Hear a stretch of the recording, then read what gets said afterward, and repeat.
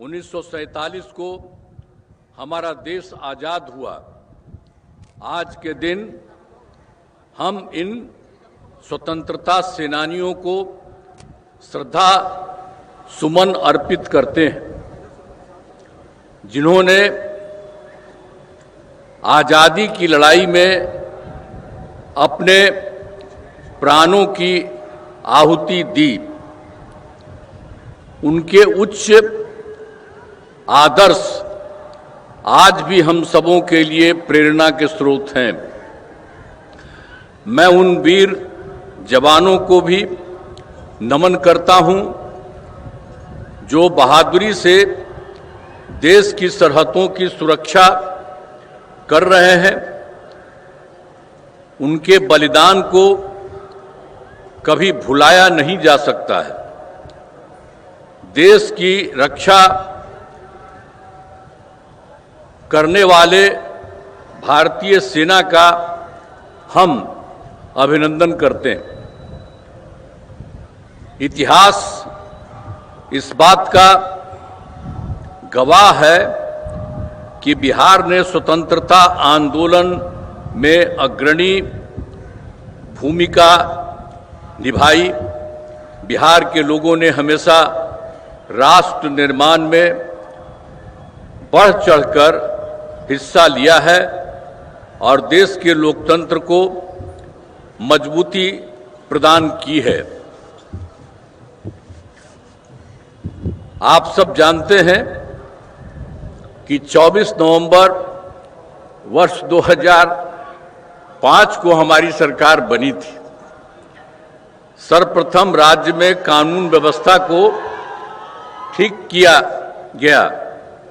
राज्य में कानून का राज बनाए रखना सरकार की सर्वोच्च प्राथमिकता है।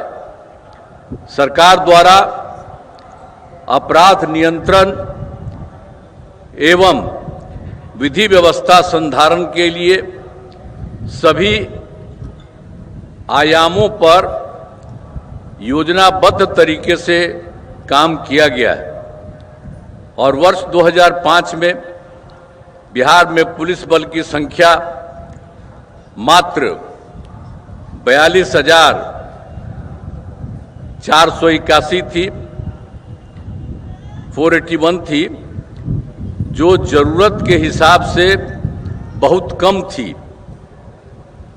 इसलिए शुरू से ही पुलिस बल की संख्या को बढ़ाने पर जोर दिया गया और अब पुलिस की संख्या बढ़कर उसके बाद 1,10,000 हो गई।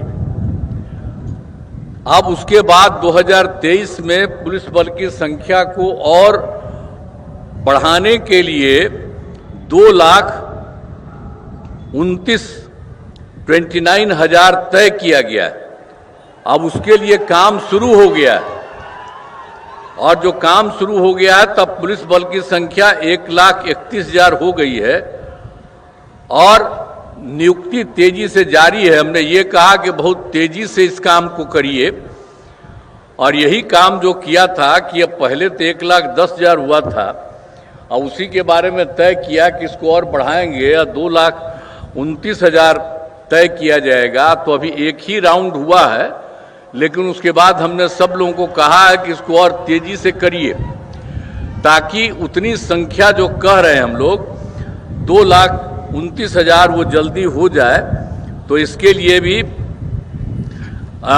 होने की बात हो रही है।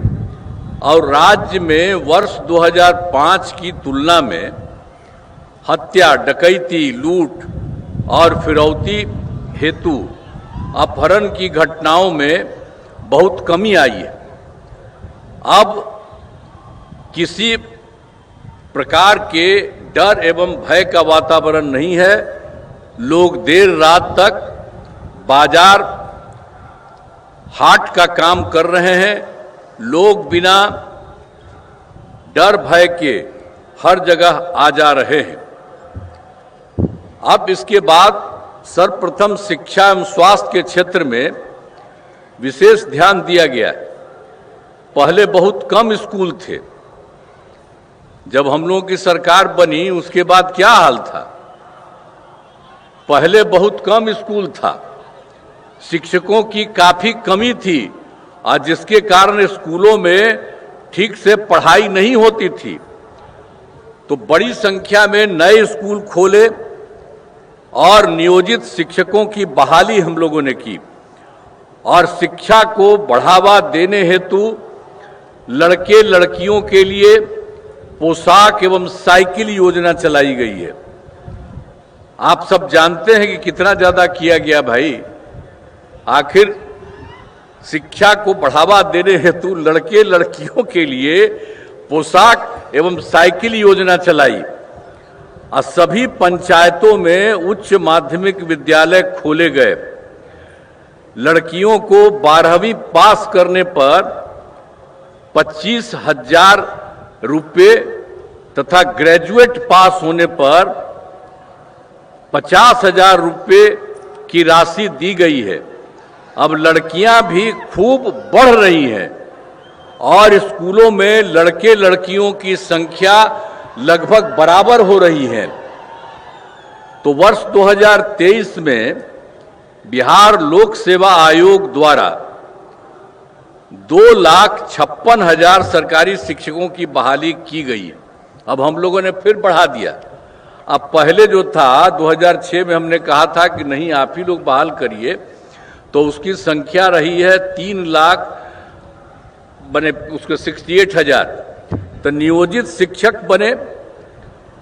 अब जिसमें अब उसमें जो हम लोगों ने सब कुरुआ किया तो 3 लाख जो 68,000 वाली थी उसी में से कुछ लोग लोक सेवा आयोग में पढ़ाई दी तो शामिल हुए, तो उसमें 28,976 सरकारी शिक्षक बन गए। तो जो हमने कहा कि 2,58,000 उसमें ये भी शामिल हो गए।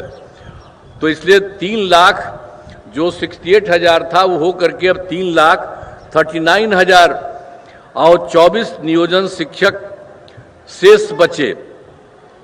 तो उसके बाद हम लोगों ने कहा कि भाई एक जगह करके वो इसमें भी शामिल हुई है। अब किसी को इसमें बीपीएससी की परीक्षा में आने की जरूरत नहीं है, एक मामूली सी परीक्षा करके इन लोगों को किया जाएगा। तो यही सब किया गया, सरकारी शिक्षक बनाया जाएगा। तो इसके लिए सरकार ने तय किया कि 5 मौके हम लोगों ने तय किया और 2 परीक्षाओं का आयोजन हुआ। तो उसमें 2,54,000 नियोजित शिक्षक पास हो गए।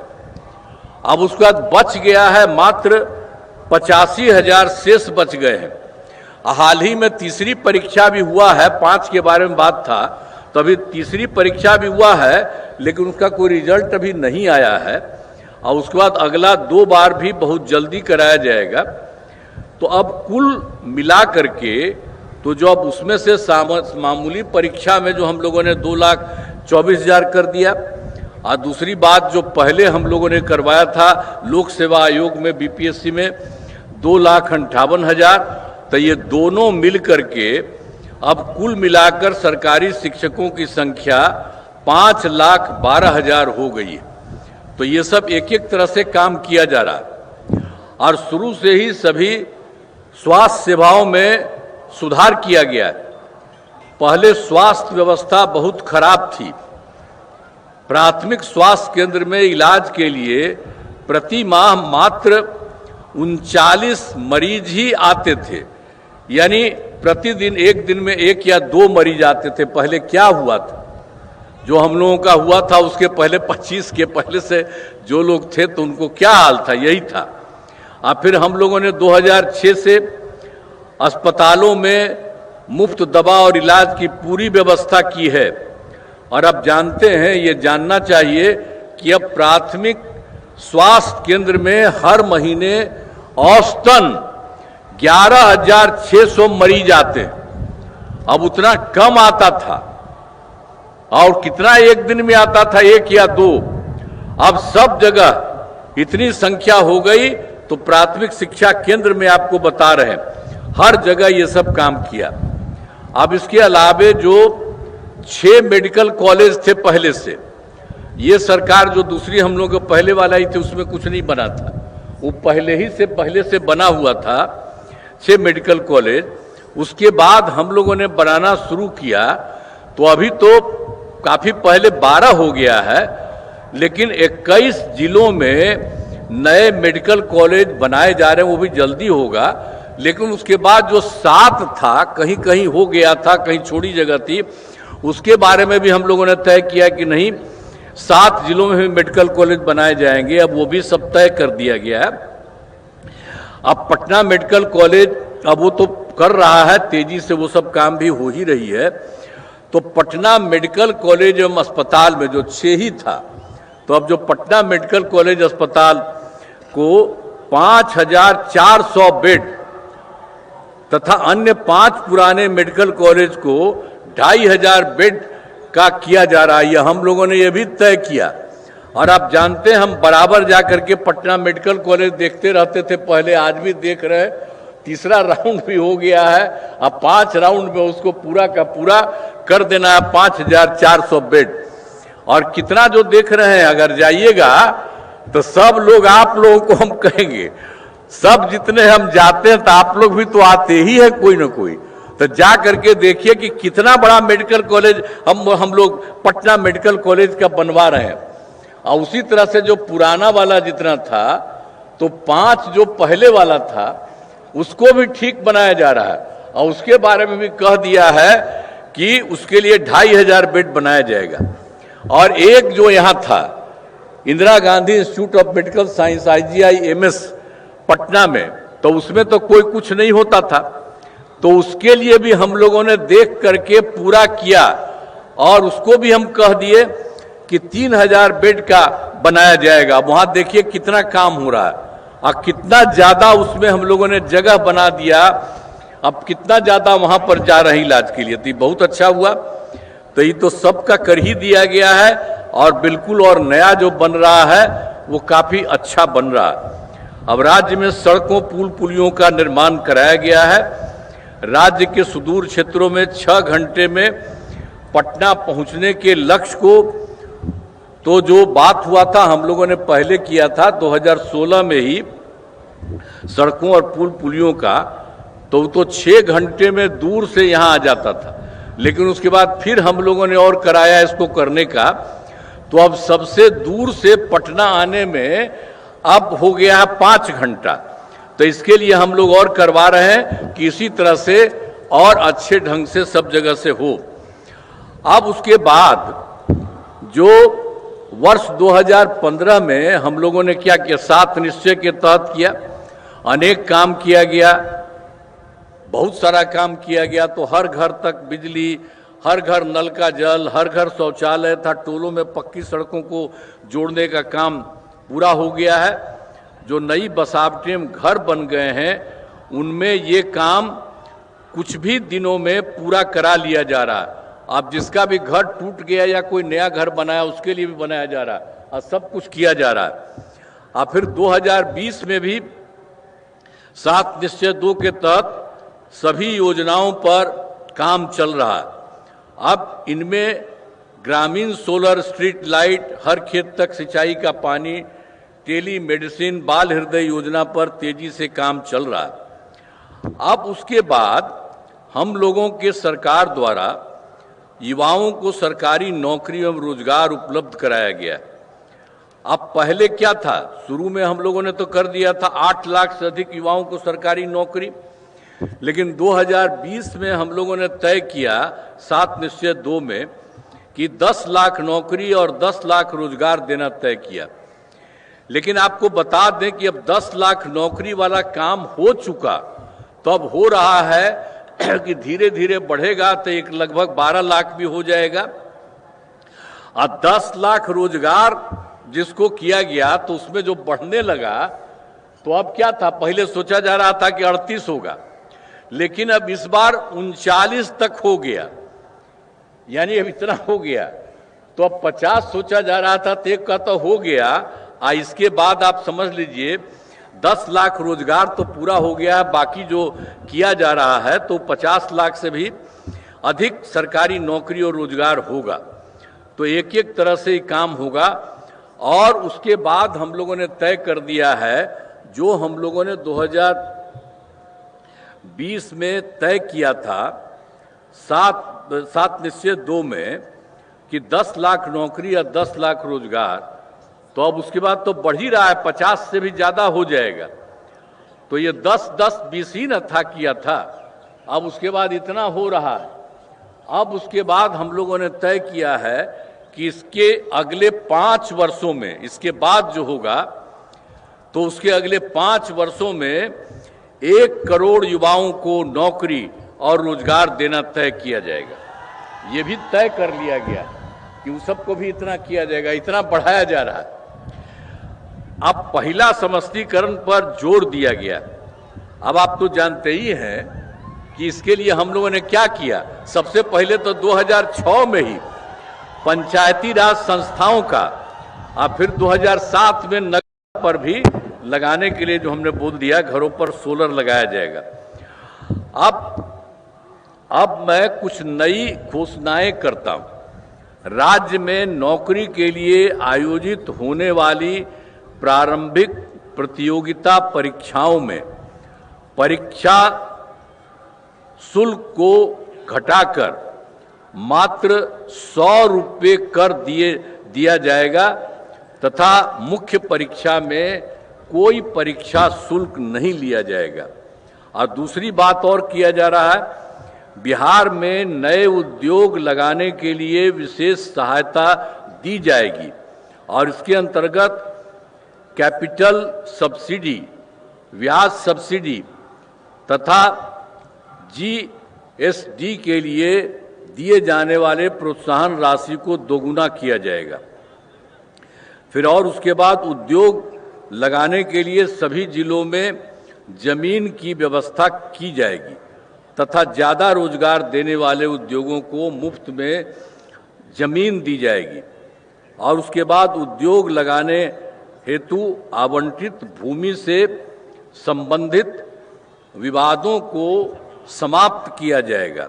और उसके बाद यह सुविधा अगले 4 महीने में उद्योग लगाने वालों को दी जाएगी। और उसका तीसरे नंबर पर भी काम राज्य के 7 जिलों क्रमशः किशनगंज, कटिहार, रोहतास, शिवहर, लखीसराय, शेखपुरा, अरवल में नए मेडिकल कॉलेज अस्पताल, पहले तो हम बता रहे थे कि 7 के लिए भी हम लोग बचा हुआ उसके लिए करेंगे, तो उसके बारे में फिर बता दे रहे हैं आपको कि 7 जिलों में किशनगंज, कटिहार, रोहतास, शिवहर, लखीसराय, शेखपुरा और अरवल में नए मेडिकल कॉलेज अस्पताल खोले जाएंगे। और फिर चौथा है, बिहार से बाहर रहने वाले लोगों को दिवाली, छठ, होली के मौक़ों पर दिल्ली, गुरुग्राम, चंडीगढ़ आदि शहरों से अपने घर आने के लिए राज्य सरकार द्वारा बड़ी संख्या में बसें चलाई जाएंगी ताकि उन्हें कोई असुविधा न हो।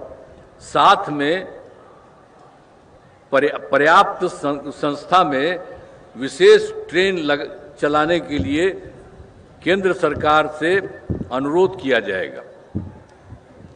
अब इसके बाद एक और है कि जानते ही हैं 2005 में, वर्ष 2005 में बिहार का बजट लगातार बढ़ रहा है। और 2005-06 में नई सरकार बनने के बाद राज्य का बजट क्या था उस समय? वो तो हम लोगों का उन्हीं की सरकार थी, दूसरी थी जब हम लोग आए थे, तो उस समय तो था मात्र 28,000 था करोड़ रुपया था।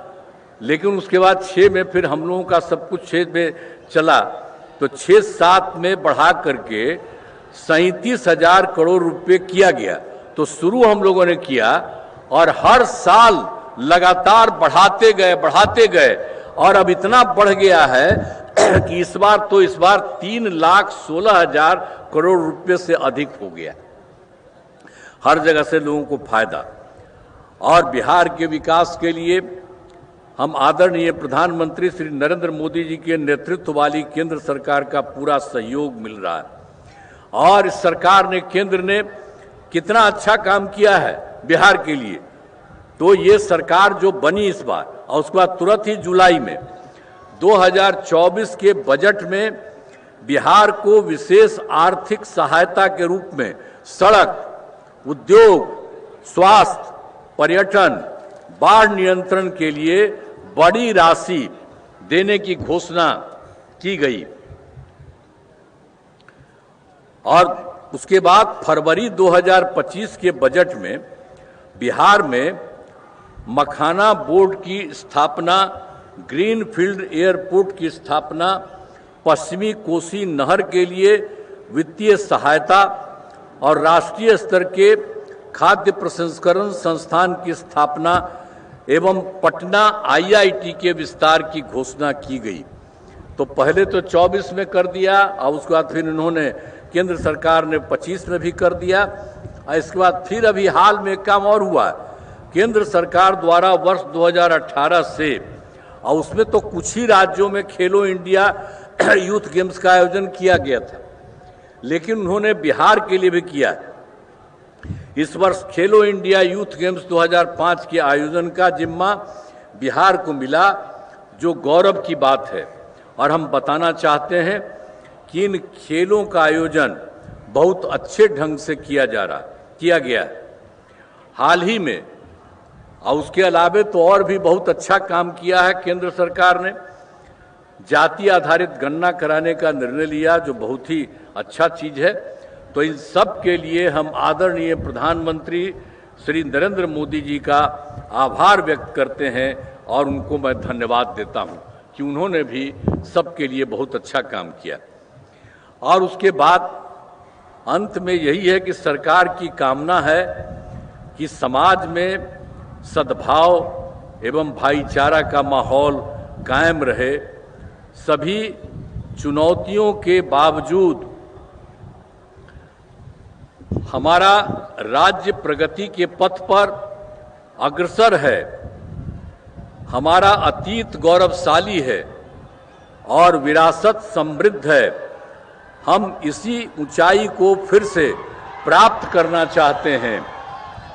आइए स्वतंत्र दिवस के शुभ अवसर पर हम सब यह संकल्प लें कि बिहार को एक खुशहाल राज्य के रूप में विकसित करने के लिए अपना सहयोग प्रदान करें। इस अवसर पर एक बार पुनः सभी बिहार वासियों को मैं शुभकामनाएं देता हूं। जय हिंद, जय हिंद, जय हिंद। बहुत बहुत धन्यवाद।